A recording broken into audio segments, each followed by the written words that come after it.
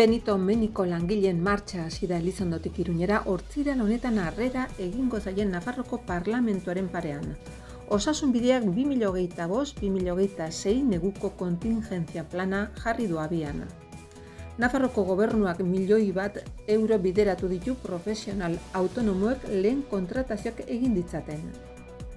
Gobernuak 32,8 milioi euroko gastoa baimendu du 2025-2026 ikasturtean udal titulartasuneko Nafarroko haurreskolen kudeaketa finantzatzeko. 2026an aireko konektibitatea hobetzeko estrategia birplanteatu du Nafarroko gobernuak. Nafarroko gobernuaren menpeko 10 liburutegi publiko erabat edo partzialki itxi dituztela salatu du ELA sindikatuak. Diktaduran eta demokrazian torturatutako beste 7 biktima aitortu ditu Nafarroko gobernuak. Santa Lucia eguna ospatuko dute larunbat honetan Donezteben.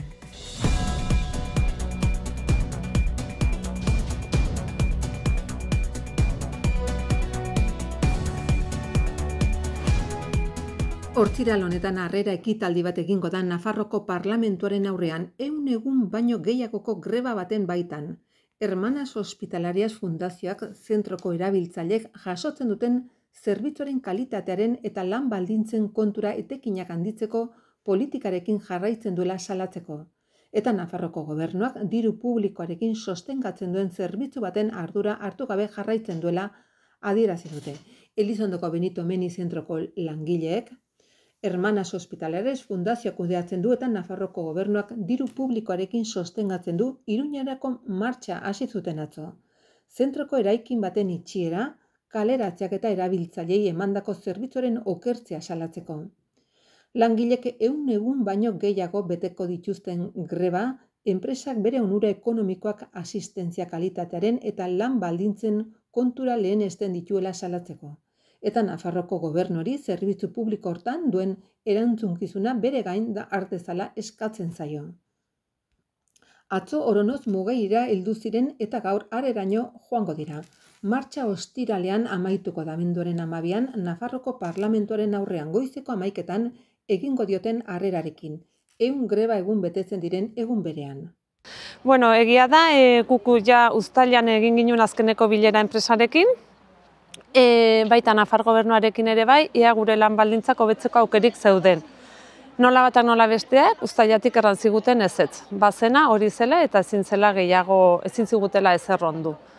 Orduan hori ikusita ez dugu sinisten, zertaz ikusi da eraikin bat etxi zutela bertze erabilera bat emateko, orden eraikin hori alkilatu dute, eraikin hortan diru sarrera bat dago.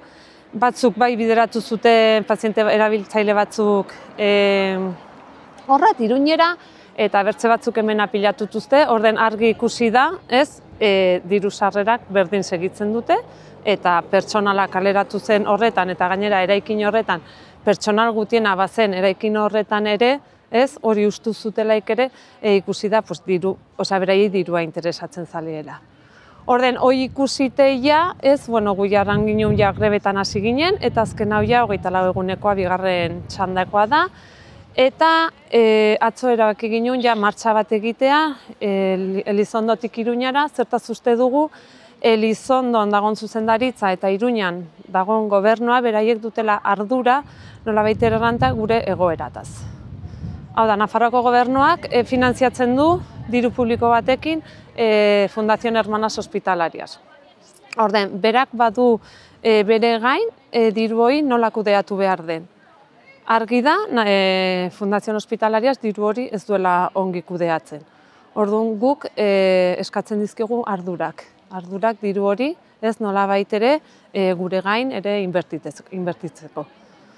Momentu honetan zenbat langile zaudete? Momentu honetan gaude 160 bat langile, 163, 5 arte hortan ibiltzen gara.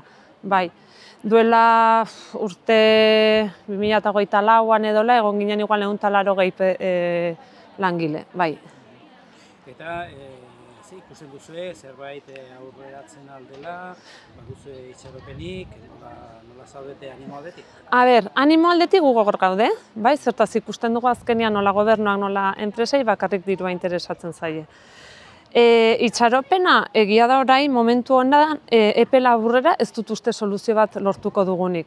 Atzo justo bilera bat izan ginen enpresarekin eta aintzineko egunean gobernuko arduradunekin. Argi ikusi da biek konplizeak direla, baina konplize, totalak, gobernuak badaki eta gainera gure zuzendaritzak bera aurrean esan zuen ez baduzu firmatzen okerrago zoazte, orden gobernua bera hotik entzun du okerragora joan behar dela, garela, zaintzak okerrago joan behar direla, eta orduan gobernuak bere gain, bere ardura du, nola zuzendaritzak errandigun okerrago eta zaintzak okerrago joan behar direla. Orduan, zuk azpikontratatu duzun enpresoi, ez baldin bada zuk kontratatutakoak egiten, ez dakitzea izanen, ez dugut ulertzen. Bai, eta zenbat paziente edo dituzue? Momentu honetan dugu 121. Bai, erabe 32, 36 erabiltzaile intzizkuten, tokiz aldatuta hola, eta orden gaude 121. Bai, ginen 134, eta bai gaude 121. Eta egoera horretan mantenduko da, edo erraten dute gehiago, gutxiago? Ez, printzipioz gure topea 121 izango da, zertaz etxizuten eraikinoi hori eman diote bertze erabilera bat. Eman diote, nerabe batzuk etorri dira, erratzen zaiena akonpainatuak ez dauden nerabe horiek, eta orden eraikinoi, guk ezin dugu lortu eraikinoi berreskuratzea, eraikinoi du bertze erabilera bat. Orduan, azkenean, ibilaldi honetan, zein da egin behar duzuen? Bai, gu ibilaldi honekin nahi dugu aldarrikatu, nola Nafar gobernuak, Elizondon baduen azpikontratatutako enpresa bat, zaintzen alde, non ez dion inolako argumentorik edo inolako inspekziorik egiten mantentzeko kontratatu duten kontziertu hori, ez?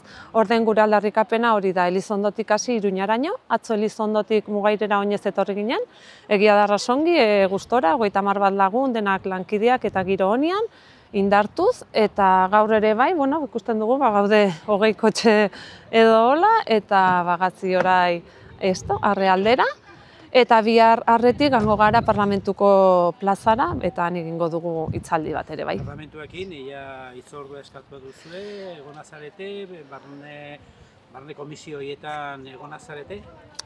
Galden maiatzan egon ginen, eta hor zeuden parlamentari gehienak errantziguten saiatu behar zirela soluzio bat ematen gure egoerari.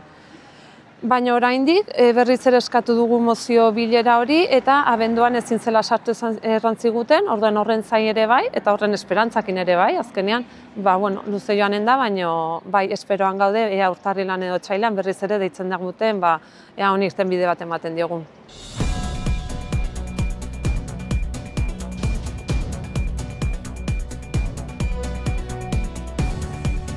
Nafarroko Osasun Publikoaren eta Lan Osasunaren Institutuak astero argitaratzen duen zaintza epidemiologikoaren buletinean jakinarazten den bezala, arnas birusen intzidentziak goranzko joera du.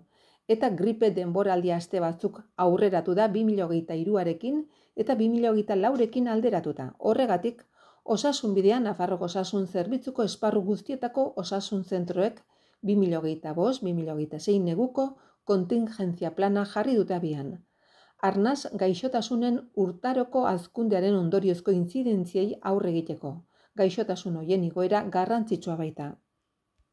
Plan horrek kontutan hartzen du zerbitzuetako eta une kritikoetako langileak indartzea eta eskura dauden baliabideak handitzea aurreikusten du, bai ospitalizaziorako oheak, hainbat mailatan eskuragarri daudenak okupatu ala, bai lehen mailako arretako guneak.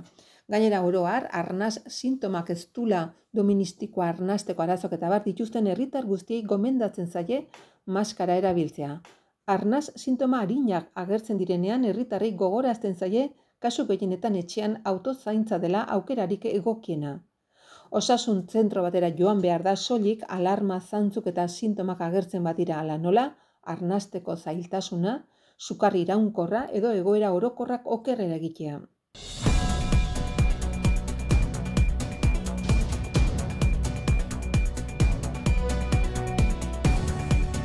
Nafarroko gobernuak baimena eman du 2026an hazkunde autonomoko diru laguntzen deialdi bat tramitatzeko. 1.000.000 eurokoa langile autonomo batek bertzeren konturako langile bat lehen aldiz kontratatzeko.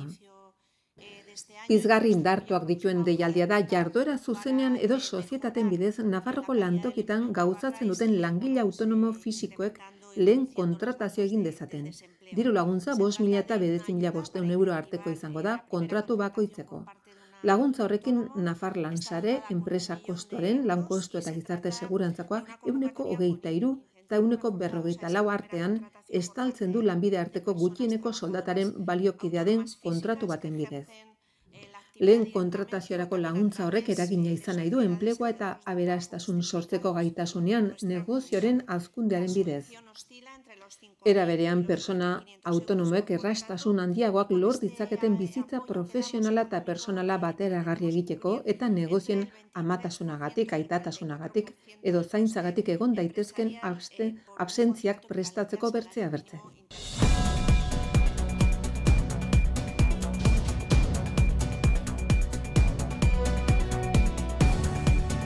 Nafarroko gobernuak baimena eman du hezkuntza departamentuak 32.874.354.326 euroko urtean hitzeko gastua egiteko konpromisoa ardezan. 2025-2026 ikasturtean foru komunitatean dauden udal titulartasuneko 100 haurreskolen kudeaketa finantzatzeko. Zenbateko horrek 10,10% igoera dakar 2024-2025 ikasturteak kontzeptu hortara bideratutako 29,7 milioi euroren aldean eta ikasturte honetarako finantzaketa moduluak eguneratzea aurreikusten du. 32,8 milioi euroko gastoren zenbat espena Nafarroko titulartasun publikoko eskoletan haur hezkuntzako lehen zikloaren debaldeko aplikatzearen emaitza da. Hezkuntza departamentuak bultzatuta eta foru gobernuak EH Bilduko talde parlamentarioaren 2025erako 0,3 ziklo hobetzeko konpromisoen akordeon jasotako neurriak aplikatzearen emaitza finantzak eta moduluak eguneratzean eta hezkuntza indartzeko eta jantokiko laguntzaileen soldatako hobetzeko neurrietan zehaztuta.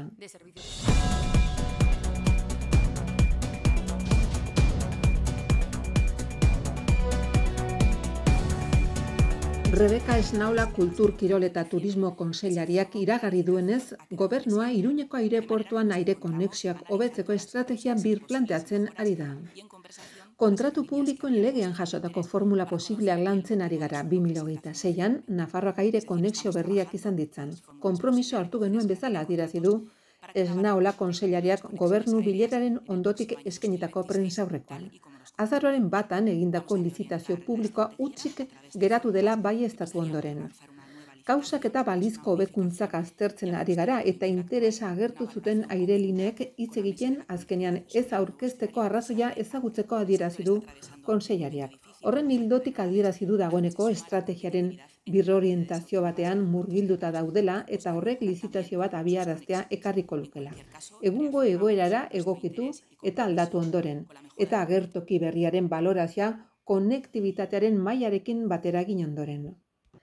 Kontseilariaren iritziz, testu ingurua konplexua da, aireontzirik ez dagoelako eta beste autonomia erkidego batzuekiko lehiakortasuna handia delako. Izan ere, bertze autonomia erkidego horiek ere loturako hobetu nahi dituzte eta horrek kasu askotan lizitaziok hutsik geratzea eragiten du. Gasteizko kaso hurbil eta berria da.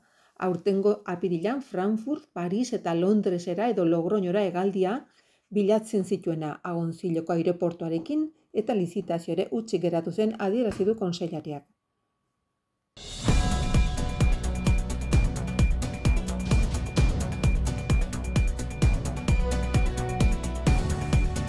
Nafarroko gobernuaren menpeko 10 liburutegi publiko erabat edo partzialki itxi dituztela salatu du ELA sindikatuak. Sindikatuak premiazkoa deritzo behin betiko irtenbide bat bilatzeari, zerbitzua kanpora atera gabe herritarrei zerbitzu publiko ematea bermatuko duena. Sindikatuak ohartarazi duenez, ordezkapenik ez egoteak Castejon, Fustiñana, Melida, Faltzez, Zarra Gaztelu, Baztan eta Irurzungo liburutegi publikoak ixtea eragindu. Baita Andosilla, Mendigorria eta Garesko liburutegietan irekizeko ordutegia murriztu ere.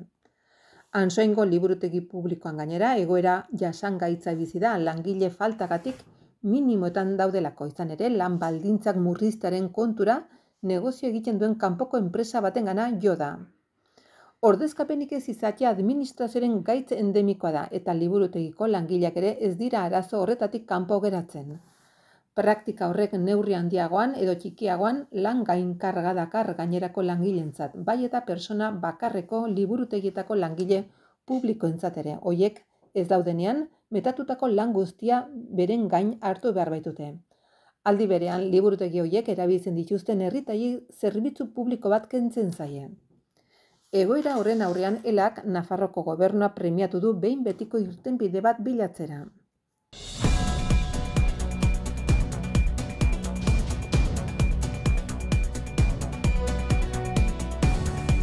Giza eskubideen nazioarteko egunarekin bat eginez Nafarroko torturatuen sarea eta egiari zor osatzen duten egiaren garai dinamikatik iragarri dute, errekonozimendu eta erreparazio batzordeak beste 7 pertsona ofizialki aitortu dituela giza eskubideen urraketen biktima gisa. Errekonozimendu hauek 16/2019 foru legearen babespean egin dituzte. Emandako ebazpenak positiboki baloratzen dituzte estatu indarkeriak lurraldean izan duen eragina agerian jartzeko baliagarriak diren heinean. Batzordeak aitortutako torturen kasuen artean, Francoren diktaduran emandako kasu badago eta transizioan izandako beste batzuk, baina baita ere 1978ko erregimena ezarri zenetik 2002ko urtera arte. Hoien artean kasu esanguratsu batzuk, Amparo Arangoarena bere gorpua, morelduaren irudia eskandalagarria izan zen. 1976an Guardia Zibilaren eskutik pasa ondoren. Edo gaur egun torturatuen sareko bozeramailearen kasua Mikel Sotorena 2002an Guardia Zibilek atxilotu zuela. Torturatuen sarea eta egiari zor fundazioak osatzen dugunok, jakinarazi nahi dugu beste 7 pertsona giza eskubideen nazioarteko eguna ospatzen da gaur. Eta egiaren garaia da dinamikatik Nafarroko torturatuen sarea eta egiari zor fundazioak osatzen dugunok, jakinarazi nahi dugu beste 7 pertsona ofizialki aitortu dituela aitortza eta erreparazio batzordeak giza eskubideen urraketen biktima gisa. 70. urtetik 2000. urtera bitartean torturatuak izan ziren pertsonak dira. Horregatik ebazpenok positiboki baloratzen ditugu, baliogarriak direlako estatuaren indarkeriak gure lurraldean izan duen eragina ikustarazteko. Era berean uste dugu ebazpen horiek bultzada izan behar dutela Nafarroan eta Euskal Herri osoan estatuak eragindako giza eskubideen urraketa larriak argitzen jarraitzeko. Nafarroan estatuaren indarkeria politikoa jasan duten pertsona guztiak animatzen jarraitzen dugu beren aitorpen eskaerak aurkeztera. Eta berriro ere adierazi nahi dugu tramiteetan laguntza behar duen edonori gure babesa eta laguntza eskaintzeko prest gaudela.